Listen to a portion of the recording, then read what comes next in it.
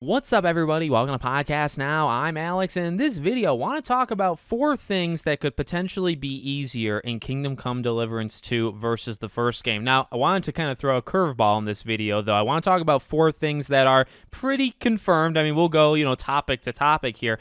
I also want to throw in 2 more that I hope are easier. That's more like a personal thing, and we'll get there as this video goes. So let's kind of start with the obvious, and honestly, one that I don't know if I actually would have put on my own personal list is the combat. Okay, we all know the combat. Well, maybe you do, maybe you don't. Of the first game, highly challenging, at least in the beginning, right? Definitely designed as a game that's you're gonna get better the more you play. Henry is going to get better the more that you play. And let me tell you, personally, playing the game back in the day when it first came out, yeah, I did not like the combat, although I respected it. Playing it nowadays, trying to learn to love it, I actually did like the combat quite a bit, and I did kind of realize that, yeah, the more you play it, the better the sword handling is going to be. Now, in this game in particular, in the second game, the one big change, right, that we've all kind of seen is that they're reducing the directions. So instead of 5 directions, you've now got 4, and I think they've improved stances just to kind of make things generally easier. I saw a couple of different previews on the game where,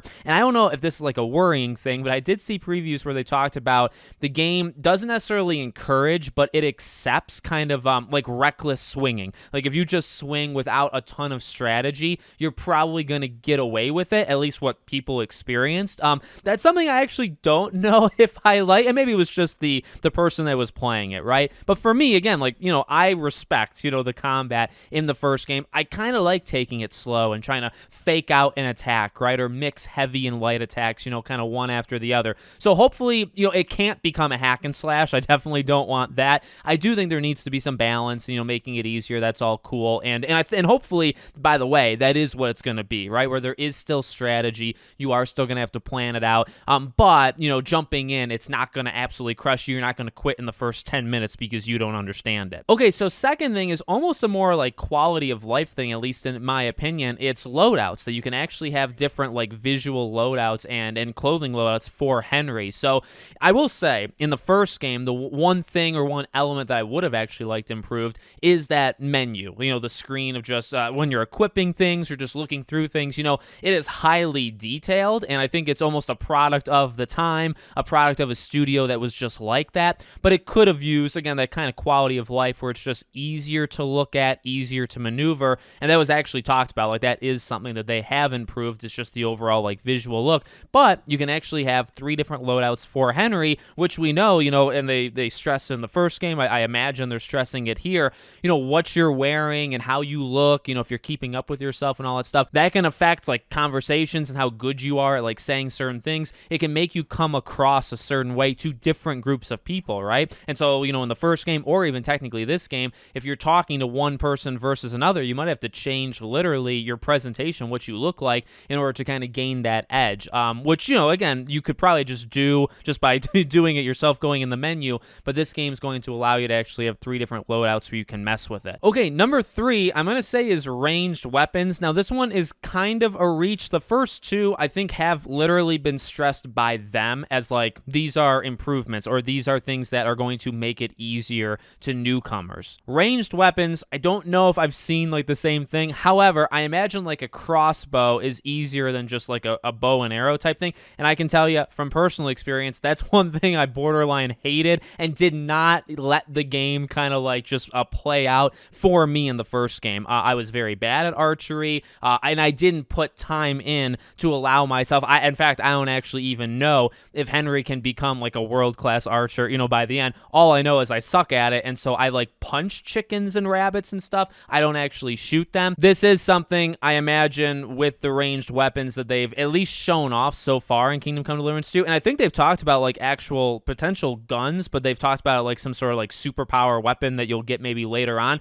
I imagine they're just easier, okay? Again, it's not something they're flaunting as easier, but I do imagine it's going to be easier, even if nothing else, for the same reason as everything else, right? You can read now. Your sword skills are better in the beginning of 2 than it was at the beginning of 1. He naturally has become better better at these things. God, I hope he's a better archer, at least for me. And the fourth thing is saves. Now, I gotta say, again, this is one that I don't know if I needed it. I do remember even back in 2018 this being a big problem. It's a game decision. I understand kind of both sides, right? People that say, oh, you shouldn't get mad at stuff like that, or people that do get mad. I do prefer, okay, to save kind of whenever. So maybe I lean a little bit more to that side. But the potions that you can drink and you can save, but they're limited. You only have so many. They're not the easiest to obtain, all that jazz. They weren't even my personal go-tos in terms of saving in the first game. In the first game, I actually used sleep as like the primary thing, or just resting in general. Anytime I found a bed, I thought, okay, I'll just lay there for an hour so I can save the game. So I don't know. I tried to kind of find ways around it, but basically what they talked about with the second game is these are still in the game. All right, you're still going to, if you're just walking around, you want to do some sort of quick save, right? You're still going to have to use those drinking potions. However, they did say they're going to be easier to obtain, but they do want to stress, and they have stressed, that the game is still about like accepting the consequences, which I gotta say, that side I do agree with, right? When you make a decision, you make the decision. If you miss a quest starting point, maybe you can find the quest later down the road, right? That's something I think that makes this game very unique. And if they change the save system, you might start messing with that stuff. So that's something that I kind of understand why they make it so difficult, but at the same time, like, you gotta easen up on it for like newcomers. I mean, I kind of get both sides to it, but that is the fourth thing. Now,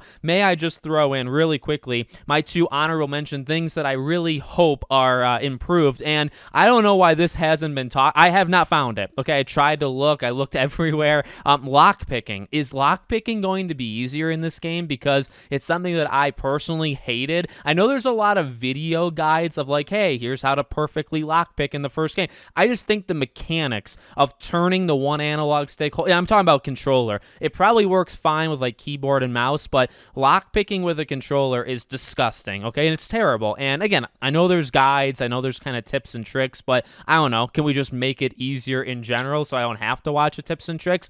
That's one that I've literally put into Google. I've looked at it verbatim. I've tried to look at news on this game. I have not seen it. If you guys have seen it, please, for the love of God, let me know in the comments. But I don't think they've talked about lockpicking, or at least I haven't found it. I really hope that it's easier to lockpick in this game versus the first. And this last one is actually Sharpening Swords. Now, I'm going to combine this because one thing they have talked about, but have kind of stayed quiet on other parts, is just being a blacksmith. So, like, in this game, you're going to be able to, like, forge things. You'll be able to forge armor. You'll be able to put, like, different materials together to create things. That kind of stuff, you weren't able to do in the first game. So, Henry is better at it. I mean, that's what they've said, right? Henry is so much better that he's able to do that stuff. However, they did say there's going to be mini games attached to it, and like it's going to be rhythmic, and it's still going to be challenging. It's going to really push you like as a blacksmith.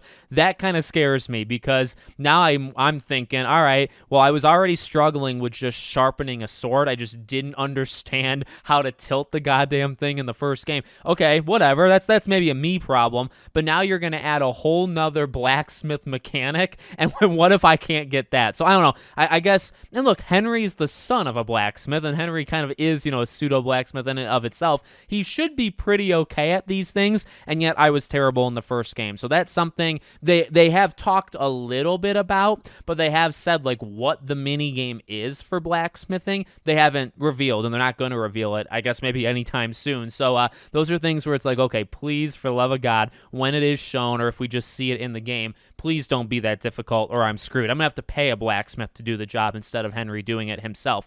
So let me know what you guys think in the comments. Make sure, as always, you're subscribed to the channel, bell icon turned on, and I hope to see you all on the next one.